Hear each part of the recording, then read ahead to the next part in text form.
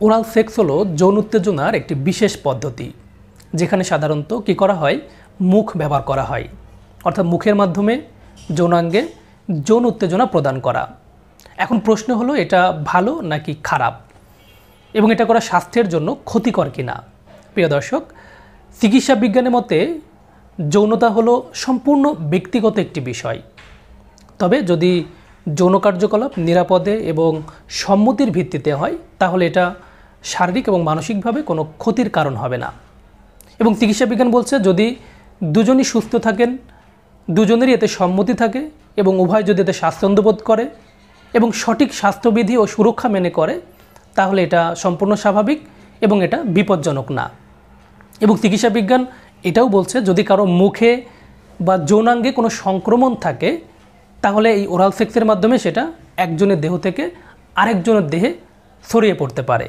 বিশেষ করে gonorrhoea, syphilis, herpes এবং এইচপিভির মতো জটিল যৌনবাহিত রোগের সংক্রমণ এই ওরাল সেক্সের মাধ্যমে হতে পারে।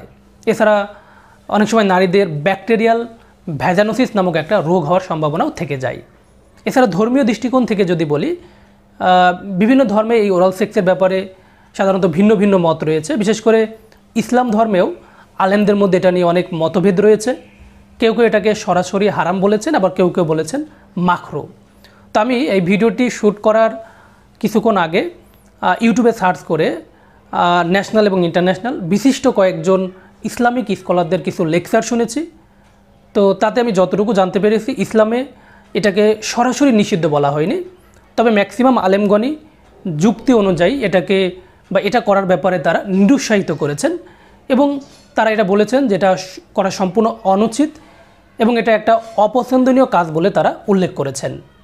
তো একজন চিকিৎসক হিসেবে যদি আপনারা আমার কাছে জানতে চান, তাহলে আমিও আলেমদের সাথে সম্পূর্ণ একমত, এটা করা সম্পূর্ণ অনুচিত এবং এই ওরাল সেক্স থেকে বিরত থাকাটাই সবথেকে উত্তম। তা না হলে, যেহেতু আমাদের দেশের ছেলেমেয়েরা সাধারণত খুব একটা হাইজিন মেনটেন করে না, স্বাস্থ্যবিধি মেনটেন করে না, সেক্ষেত্রে এই ওরাল সেক্সের মাধ্যমে ব্যাকটেরিয়াল যে রোগগুলো আছে সেগুলো হওয়ার সম্ভাবনা থেকে যায়। তো অনেক ধন্যবাদ, অনেক ভালোবাসা আপনাদের জন্য যারা এতক্ষণ আমার সাথে ছিলেন। সকলে ভালো থাকবেন। আল্লাহ হাফেজ।